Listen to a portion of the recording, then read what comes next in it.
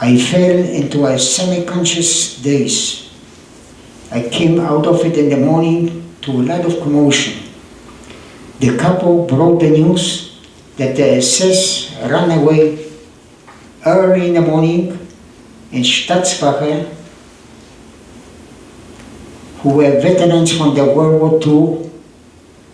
Those were the one put in charge of the camp,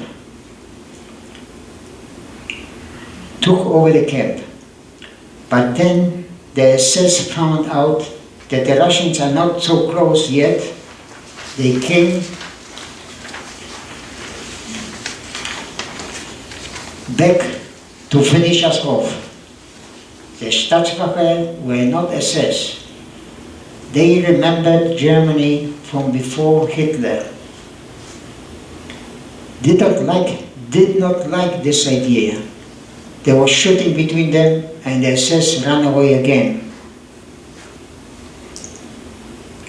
In my tired brain, something was waking up. So maybe it's not my last day. This good news worked on us like a miracle. Even the few who were actually dying showed some renewed interest to life. But for them, it was already too late. Within a day, they were gone. I kept the conversation with my cloudy brain, telling it, no more selection, no more parading in front of the SS, and no more scared of Auschwitz. But a few minutes later, there came another question. What if the SS will come back again? To this, I did not have an answer. All of this excitement and uncertainty caused my brain to cloud over completely, and I dozed off. When I woke up, the couple was bringing our food rations. I couldn't believe my eyes. This time, I got a nice piece of bread and a full cup of real soup. We couldn't eat so much anymore.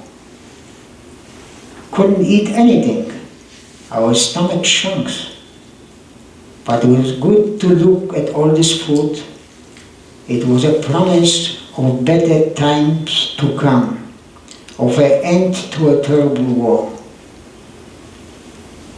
It sure felt good, but I couldn't enjoy my delicious soup, which smelled so good. I was too weak to hold a spoon in my hand.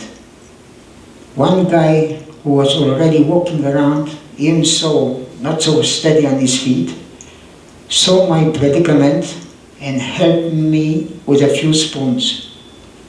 With some food in my stomach, I became tired and dozed off again. When I woke up, I wasn't sure if it was the same day or already the next one. There was some talking that some guys cut a hole in the metal fence and sneaked out, and through the adjoining small forest got into Polish labor camp. From there they brought some real food, like butter, eggs, and apples.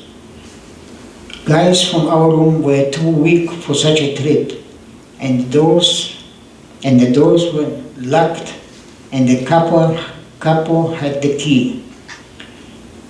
After I was fed by the same guy a few more times, I felt much better, felt some little strength returning to my body, and to my surprise found that I could move my hands and feet, albeit very slowly, but an improvement.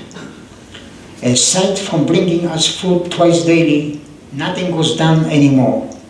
No doctor showed up, nobody to help us, nobody even to talk to us. The German Stadtwache were not experienced in running a camp. They only make sure we stay inside the place. In the evening of the same day, we got a very tasty potato soup, and this time I fed myself. I spilled almost all of it, but was happy knowing that I am getting better. The following night I slept much better, and when I woke up, saw the door open and some inmates getting out. Carefully I sat up. Then a guy helped me out of my bunk, but then left me to myself. He was impatient to find out what was going on outside. So I slowly approached the door, but could not get outside. The door sill was too high for me to cross over. I could not raise my feet so high. It was some 7-8 inches off the ground to keep the rainwater out. After a while, I found a way. On all fours, crossed over, and then holding on to the wall with difficulty, I pulled myself up. I was straining myself so much I sat down on the ground to rest and took a short nap. Nobody knew anything definite. I didn't see any couples around, so I decided to wash myself up. What I missed for 2 weeks. I walked over to the washroom, which was very close, took off my Revere gown, and with a little piece of soap, which I found there, tried to wash my body as best I could. The place was empty, and I had to rest a few times before I finished. Then I got to eliminating all the lice from my gown. I felt much better after the job was done. I walked slowly back to the Revere because before they would find me missing. After all, the Staatswache is still in control, and we can't always count on their goodwill toward us. All of a sudden, I heard some inmates screaming, "The war is over! The gates are open! Yidden, Jews, the war is over!" Whoever could started running toward the gates. I made my way very slowly, and in fact, the gates were wide open. It was a beautiful day, May the 9th, 1945, and there was no limit to our happiness. And there was no limit to our happiness. After all, we did make it. Now we are free like the birds and could fly wherever we wish. My heart was bursting from happiness. Soon I will be able to travel and start looking for my family. I hope that they were as lucky as me.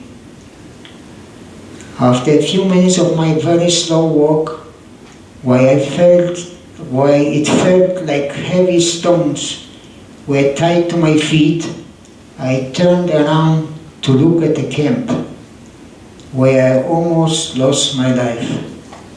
It came to me that this was a miracle. If the SS would stay one more day longer, I would have gone with a transport to Auschwitz. It was definitely a miracle. It's the second experience.